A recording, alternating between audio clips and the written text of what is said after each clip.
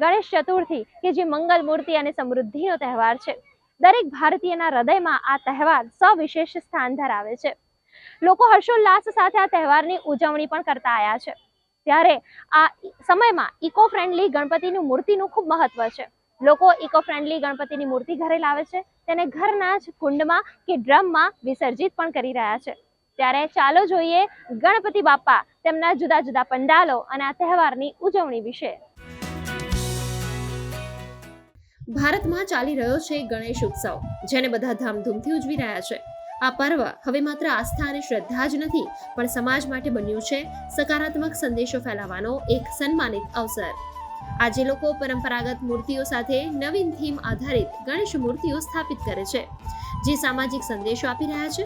તો ચાલો કરીએ ગણપતિ બાપ્પાના યુનિક દર્શન.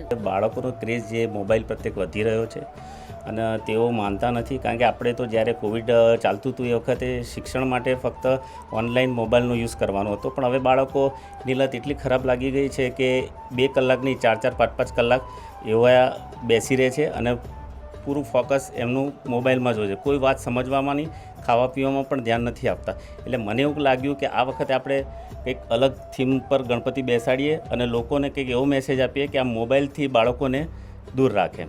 हर साल हम समाज को कुछ नई नई प्रेरणा देना चाहते हैं, जो हम कम खर्चे में वेस्ट में ये सब थर्मोकोल से बनाते हैं. बच्चों को असली काम तो शारीरिक खेल से ही होता है. टेक्नोलॉजी उसकी जगह सही है, लेकिन ज़्यादा टेक्नोलॉजी भी विनाश का कारण हो सकती है. इसीलिए हमारा ये मैसेज गणपति द्वारा हम दिए जाते हैं कि बच्चे खाना पीना मत भूले और ये मोबाइल का यूज़ जितना बने उतना कम और अच्छी तरह से करें. ज़्यादा करने से आँखों की रोशनी पे भी असर हो सकता है. હવે આપણે જોઈ રહ્યા છીએ એક એવો પંડાલ જ્યાં જોવા મળશે દેવ દાનવનું સમુદ્ર મંથન. શ્રીપાદવાડી સોસાયટી, દક્ષિણી મણિનગર વિસ્તારનો આ સાર્વજનિક ગણપતિ પંડાલમાં જેટલી પણ વસ્તુઓ દેખાઈ રહી છે એ બધી જ ઇકો ફ્રેન્ડલી અને રીયુઝેબલ છે. સમુદ્ર મંથન થીમ એટલા માટે ચૂઝ કરવામાં આવી છે કે લોકોને જાગૃતતા થાય, કે લોકોને ખબર પડે કે શું છે, કે સમુદ્ર મંથન શા માટે થયું હતું, દેવદાનો ભેગા થઈને કેવી રીતે લોકો એક પ્રોજેક્ટ પૂરો કર્યો હતો, એવી રીતે બધા ભેગા થાય, બધું કામ કરે, એવી રીતે બધા અમે થીમ પ્રમાણે જ દર વખતે કામ કરીએ છીએ. જોડાય, નવી પેઢીને જ્ઞાન મળે.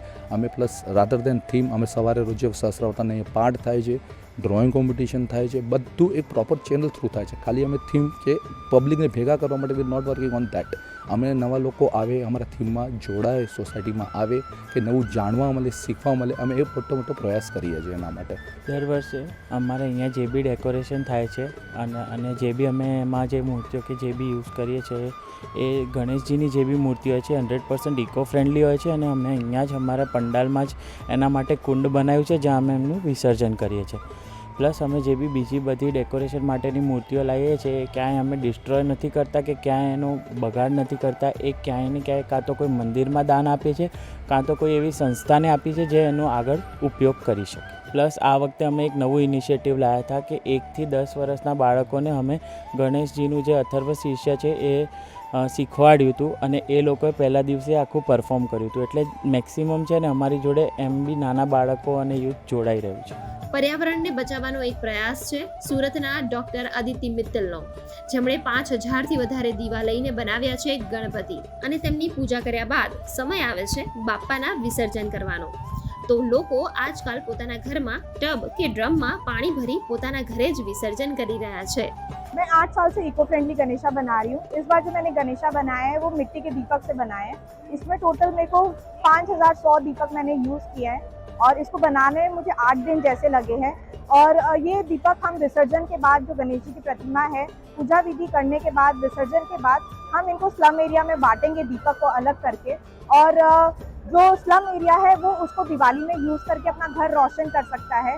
तो इससे मेरा 2 मैसेज जा रहा है कि हमको वोकल फॉर लोकल एक मूवमेंट प्रमोट जो हम करना चाहते हैं वो, और दूसरा हम जितने भी हमारे हिंदू फेस्टिवल्स हैं वो हम इको फ्रेंडली वे में और ज़ीरो वेस्ट के साथ हम सेलिब्रेट कर सकते हैं. ज़रूरी नहीं है कि हम पीओपी की बड़ी बड़ी मूर्तियाँ लाके ही गणेश चतुर्थी बना सकते हैं. हम नेचर और एनवायरनमेंट को सपोर्ट करते हुए उनका विसर्जन हम हमारे घर पे ही एक टब में करते हैं, जिससे हमें जो उनकी मिट्टी जो गलने के बाद में जो बचती है हमें उसे प्लांट में यूज़ करते हैं, जो नेचर को बिल्कुल भी हार्म नहीं करता. और इसी तरह हम हमारे गणेश जी को हमारे घर पे उनका पूजन करते हैं.